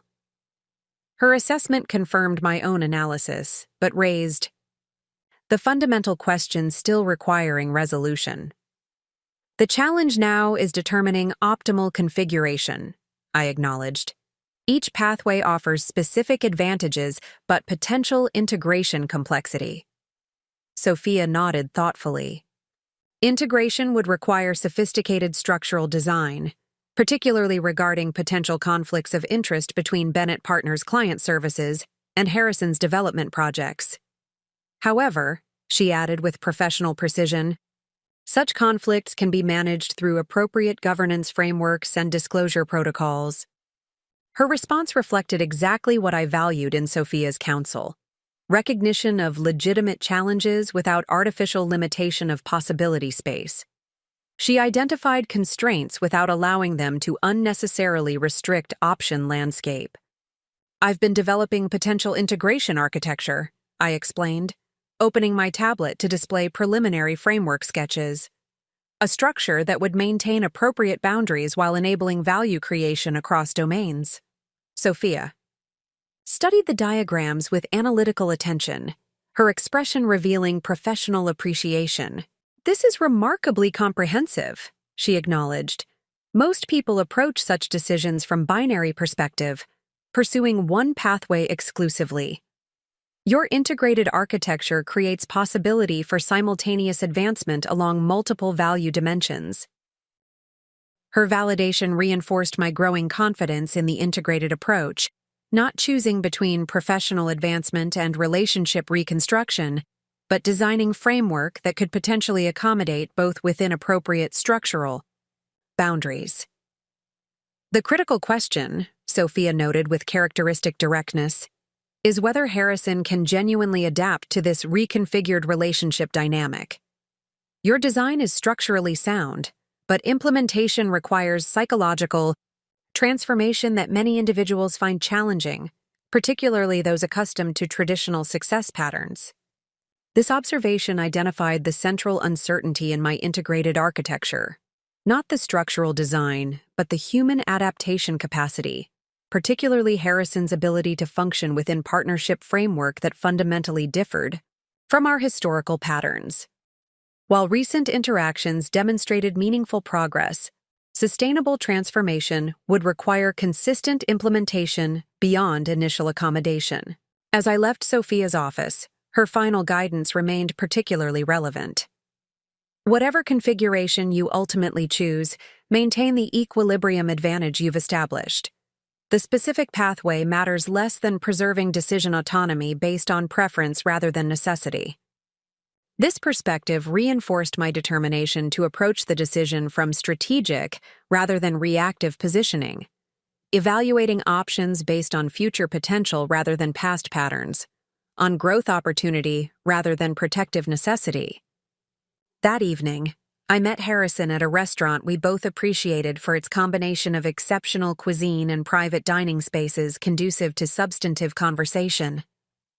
The neutral territory provided appropriate setting for discussing potential integration of our individual pathways, his continuing development business, and my potential Bennett Partners opportunity within reconstructed relationship framework. "I've been thinking about your Bennett opportunity," Harrison began after we'd placed our orders, "and how it might integrate with our reconstruction framework rather than competing with it." His framing immediately demonstrated evolution from our historical interaction pattern, where my professional advancements had been implicitly evaluated based on impact to his priorities rather than mutual benefit potential. This shift reflected genuine implementation of our reconstruction principles rather than tactical positioning. "I've been considering similar integration possibilities," I acknowledged, appreciating his initiative in raising this perspective. "There are legitimate challenges, but also substantial opportunity for complementary advancement." Harrison nodded, removing a folded document from his jacket pocket. "I've sketched some preliminary thoughts on structural integration," he explained, unfolding what appeared to be architectural drawing adapted to relationship and business configuration. The document revealed sophisticated thinking about potential integration pathways, how my role at Bennett Partners could potentially create synergistic opportunities with Harrison's development projects while maintaining appropriate professional boundaries and disclosure protocols. The framework acknowledged potential conflicts while establishing governance mechanisms for managing them transparently. "This is thoughtfully constructed," I observed, genuinely impressed by the integration concept. "It addresses many of the structural considerations I've been examining. The physical architecture of spaces influences human interaction patterns," Harrison explained, referencing his core professional expertise. "Similarly, relationship architecture establishes either constraints or possibilities for interaction, quality. I've approached this as design challenge rather than negotiation problem, creating structural framework that enables mutual growth rather than requiring compromise." This framing, design challenge versus negotiation problem, perfectly captured the evolution in Harrison's approach to our relationship situation. Rather than positioning for advantage within existing constraints, he was reimagining the structural framework itself to create new possibility space. This represented genuine application of his architectural thinking to relationship dynamics, potentially his most significant contribution to our reconstruction process. The framework acknowledges professional boundaries while identifying potential collaboration pathways, he continued, indicating specific elements of the design. For example, Bennett clients with development interests could potentially connect with Reed projects where appropriate while maintaining clear disclosure protocols and client privacy protection. The integration concept demonstrated sophisticated understanding of both business ethics and relationship dynamics, creating potential value flow while establishing appropriate boundaries against conflict exploitation. This wasn't simplistic win-win thinking, but nuanced architecture acknowledging complex interaction between personal and professional domains. What's most important to me, Harrison added with uncharacteristic directness, is that this framework supports your advancement rather than constraining it. The reconstruction isn't about preserving our past configuration, but creating architecture that enables mutual growth in potentially transformed relationship. This statement represented perhaps the most significant evolution in Harrison's perspective, recognition that relationship value emerged from mutual advancement rather than complementary role division. The integration concept he'd developed didn't position my professional growth as subordinate to partnership maintenance, but as essential component of sustainable relationship architecture. As our discussion continued through dinner, exploring both practical implementation questions and philosophical foundations of the integration concept, I found myself genuinely engaged by the possibility space we were creating. This wasn't naive optimism about relationship restoration, but intellectual appreciation for sophisticated structural design that potentially enabled multiple value dimensions simultaneously. "There's something I should mention," Harrison said as we concluded our meal, his tone shifting toward greater seriousness. "I've formally ended any personal relationship with Monica Shaw. That development occurred before our reconstruction discussions began, though I should have communicated it explicitly earlier." The information wasn't surprising. Our recent interactions had suggested this direction, but his initiative in addressing it directly, rather than waiting for me to raise the question, represented meaningful implementation of the transparency principles in our reconstruction framework. "I appreciate your directness," I acknowledged, maintaining appropriate emotional boundaries while recognizing the significance of his communication. That clarity is helpful for our ongoing discussions. As we departed the restaurant, Harrison handed me printed copy of his integration concept. "Take time to review this thoroughly," he suggested. "It's presented not as final solution, but as architectural possibility for consideration alongside other pathways you're evaluating." His framing demonstrated genuine respect for my decision autonomy, positioning his concept as possibility for consideration rather than expectation for implementation. This approach reflected the equilibrium dynamic we had established, where interaction proceeded from mutual recognition rather than power imbalance. Returning home, I spent several hours reviewing Harrison's integration concept alongside my own framework sketches and the Bennett Partners opportunity materials. The comparative analysis revealed surprising alignment between Harrison's architectural approach and my strategic thinking, complementary perspectives potentially creating more sophisticated integration than either of us might have developed independently. This recognition carried significant implications beyond specific decision requirements. The reconstructed relationship Harrison had proposed wasn't merely correcting historical imbalances, but potentially creating genuine thought partnership, leveraging our complementary cognitive approaches. His architectural vision integrated with my strategic implementation capability.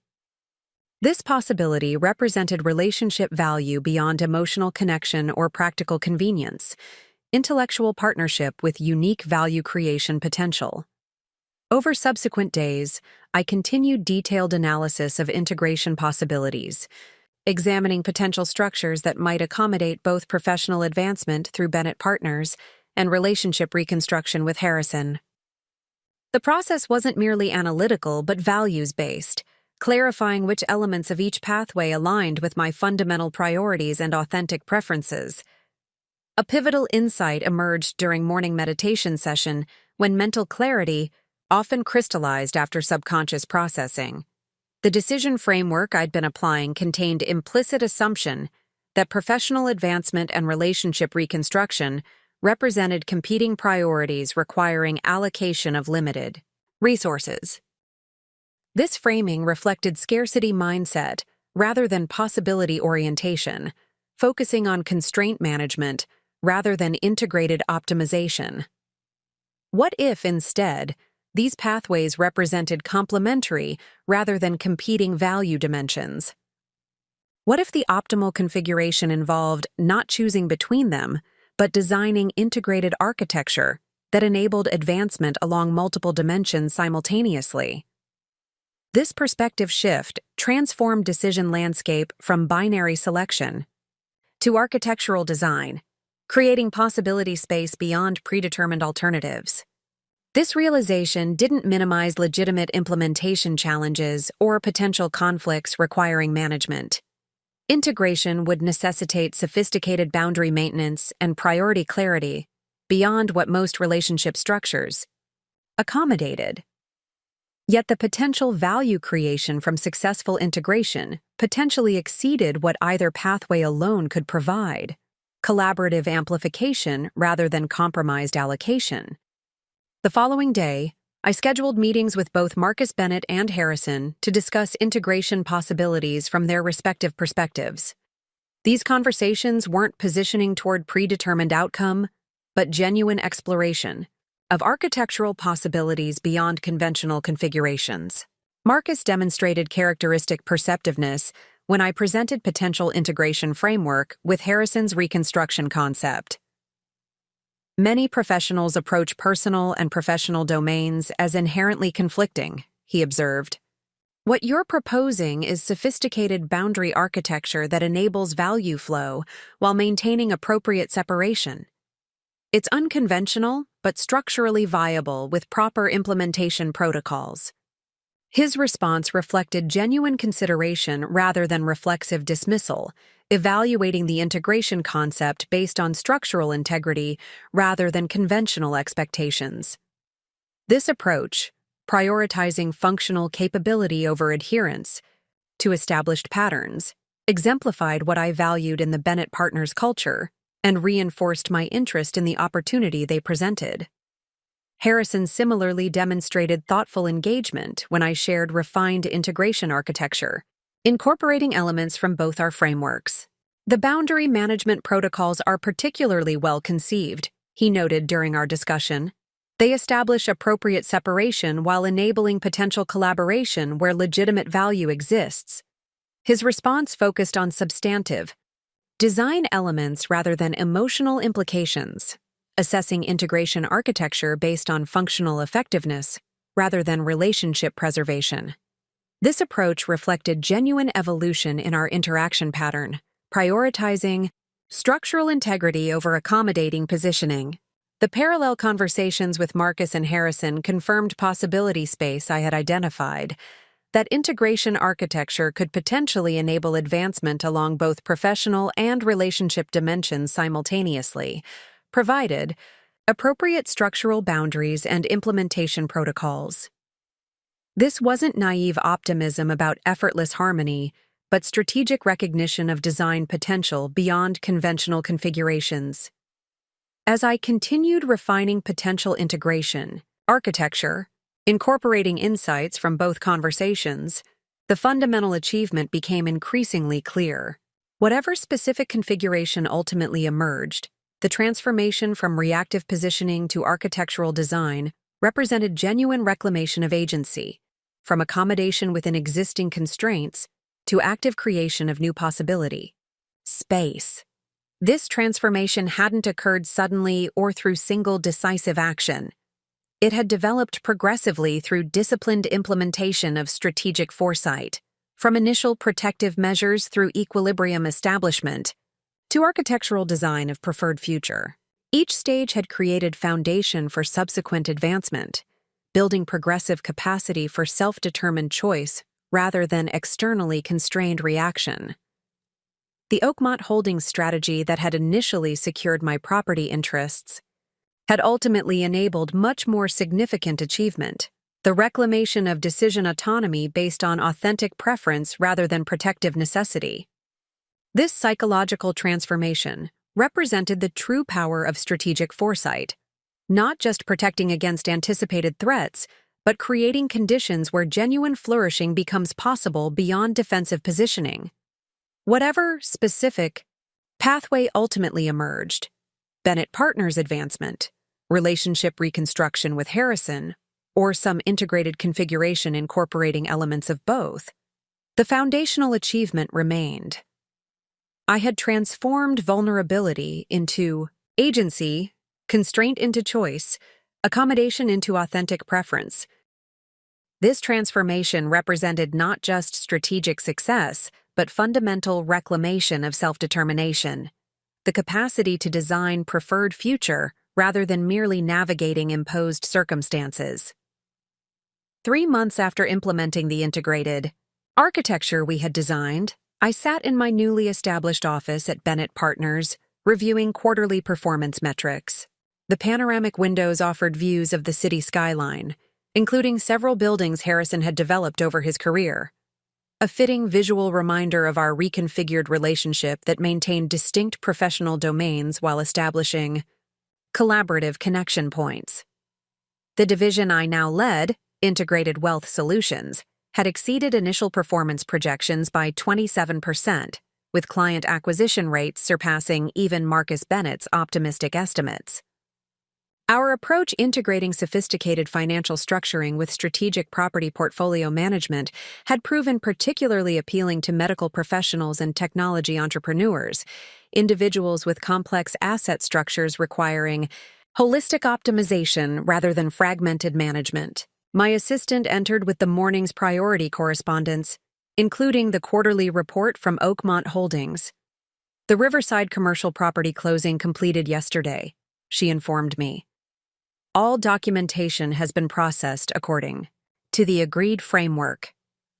This transaction represented significant milestone in the implementation of our integrated architecture, the first major collaborative project between Oakmont Holdings and Reed Development under our reconfigured relationship structure. The Riverside property, originally part of Oakmont's portfolio, had been identified for potential redevelopment through Harrison's architectural vision while maintaining Oakmont's ownership position, creating value enhancement opportunity benefiting both entities through carefully structured collaboration agreement. I reviewed the transaction documentation with professional satisfaction, noting how precisely it followed the governance protocols we had established. Clear delineation of decision rights, transparent value attribution mechanisms, and explicit conflict management provisions, all implemented exactly as designed in our integration architecture. The structural integrity of our framework had proven robust in practical application, not merely theoretical design. My phone signaled an incoming message from Claire.